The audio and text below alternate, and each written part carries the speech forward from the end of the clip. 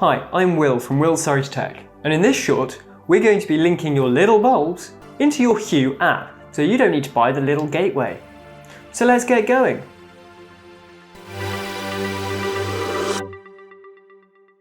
And in theory, when this goes into here, it should do something to make it look like it's about to pair, and it is, it's pulsing.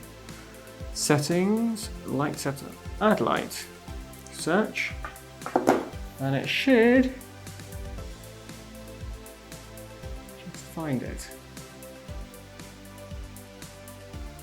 We are in the Hue app. Call it Lidl. There we go, so we have cold white, warm white,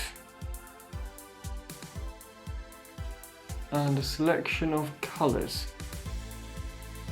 So there we go, Lidl bulbs in the Hue app. Simple.